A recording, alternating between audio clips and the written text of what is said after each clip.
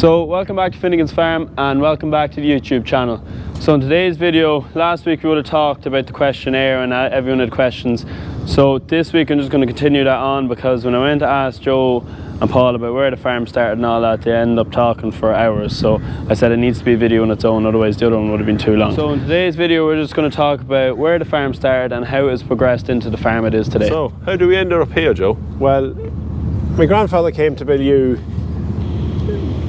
many years ago, okay, and then say you had Johnny and my father were working out of the farm, and they started doing a bit of contracting together, okay, and then in 1977 our grandfather died, and at that stage then Johnny he stayed Darien. Johnny stayed Darien and my father went contracting. Yeah. And then he started here in this site on his own, in this 13-acre site on his own back then.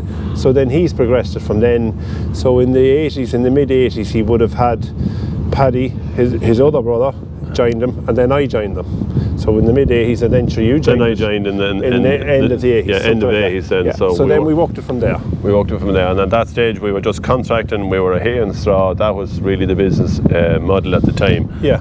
And then we would get into the potatoes 10 years later. Yeah, well, they always probably grew potatoes.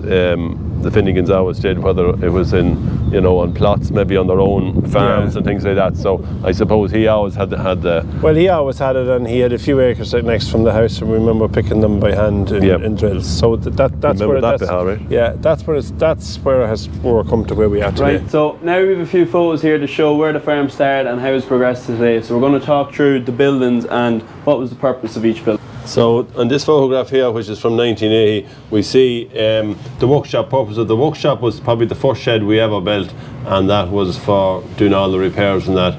My father then was at hay and straw and that, and this shed here was built in 1979, and the purpose of that obviously was just for hay, and it was, the minute it was built, it was filled with hay.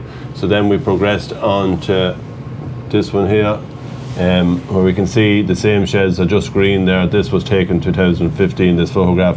The workshop is still there, the hay shed is still there, and then this was the next shed that was added to, and that shed was added for the purpose of grain, because we were cutting a lot of grain at the time, and we used to store all our grain in here. The next shed that was added was this shed here, which was a sheep shed at the time, and a stables. My father used to keep 2 brood mares, and then we moved into the potatoes at that stage, and then we changed the old hay shed here into a pack house on the end, and then the progression from that was into these silver sheds that you see here. That was a purpose-built pack house with fridges at the back of it, and then we have since added 2 more fridges out the back. So then in 2013 we moved into this shed here. It's a purpose-built intake store for the potatoes, and there's a fridge at the back of it. Because we increased our acreages, we needed that a little bit more. So this is the most recent photograph taken of the yard. As you can see here, there are extra sheds added on here. The purpose of these sheds was that we were at sprouts a number of years, and we needed to have a facility there for taking in our sprouts, which we have a fridge on this end of it. This is the vegetable intake, and then we have a shed there for a little bit of storage as well. We also added over on this side of the yard, we added our workshop. Our workshop originally was over here, and then we moved all it down here. So this is a purpose-built workshop where we have an open part and a closed part with there solely for maintaining all the machinery. After that then we added on this here. This facility was part of, used to be the sheep shed, and now it's converted into our little small factory there. This particular building here was finished in 2021, and the next extension is that the old workshop, as you see in this outline here, is being knocked at the present moment in time, and it's going to be the further extension of the kitchen. That's the last part of it at the present moment in time. So how then did we end up growing potatoes? What was the progression there? Well, we started potatoes. We were actually originally started growing for the factory in Donegal. We were just growing potatoes for them. Then we progressed it a little bit, and we were growing for packers. We'd say doing Dunn's and Tesco and all them. And then, sure, like your father died actually 20 years ago this week, and slightly after that then we started getting into a bit of retail ourselves. Yeah. So when we went into our retail, we did Lidl, with another packer for a few years, and then we Progressed on then into Dunn's. Yeah, into Dunn's stores about 12 years ago. So that's probably the progression on that. Right. Yeah. Well, Paul, what do you think? Where will we be in 5 years? Well, I suppose in 5 years' time, where we need to get is, we're probably nearly there anyway, but the like of having zero waste on the farm is very important to us, and we can see that nearly that all the products that we produce, we probably have an end use for it. Whether it's, you know, from the value-added potato side of things, which we will talk about, to being sustainable in a way that, you know, we can farm with, and farming practices as well, I'd say, are going to change a little bit more in what we're doing. Solar or digester? Well, the solar an obvious one for us because of our power requirement. Digester is another thing, you know, that's probably coming down the lines too. You know, it needs a little bit of help of government there, I'd say, but it probably will come. But that would sit into our farming model, because we could produce for the digester, and we could recover any of the energy costs back through the digester. So yeah, maybe would we like consider having look at all the milk and cream and butter and all the products that we do use in the kitchen. Yeah, well, that's something we can look into as well. Maybe, you know, having maybe a small dairy of sorts. Maybe that's an option as well, to produce our own milk He'll and be butter. milking the cows. I won't be. Well, maybe Cathal might be milking the cows, or maybe the robot. Get a robot. Yeah, maybe the robot. So I'd say the robot is going to milk the cows. But yeah, look, them are things now that we can look at.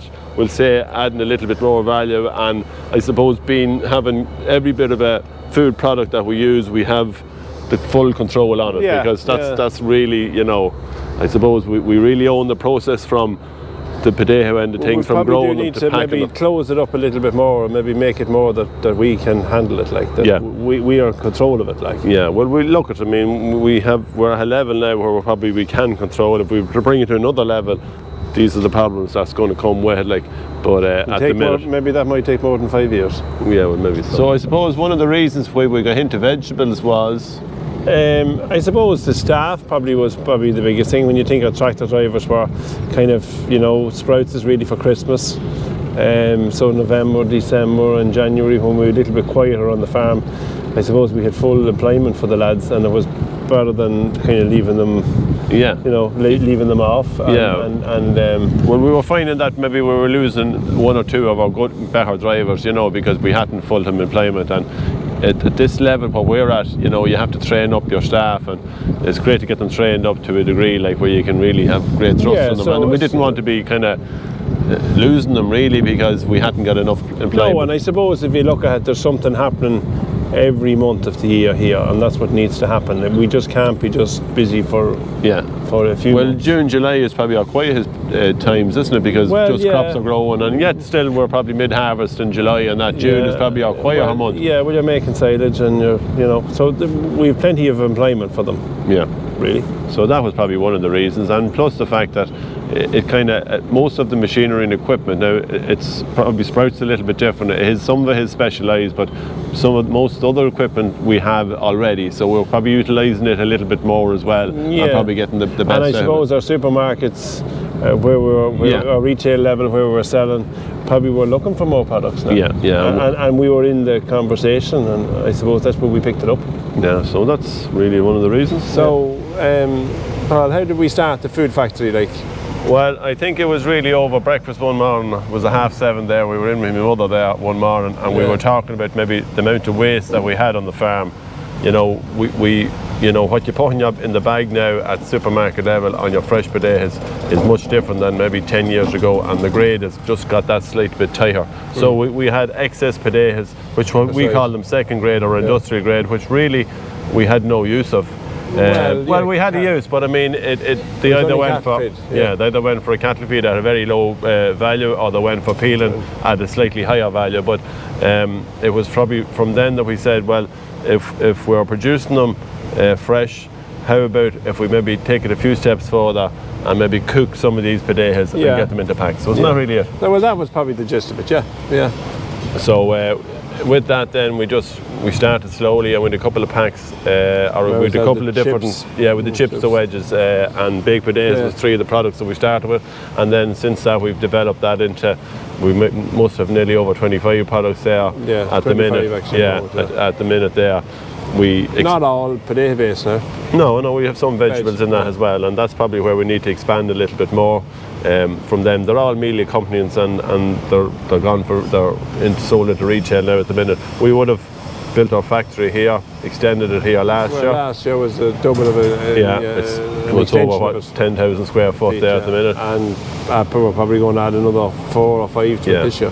And I mean, it has been a really huge success as regarding using the potatoes. Like when you think of it, like we're nearly self-sufficient.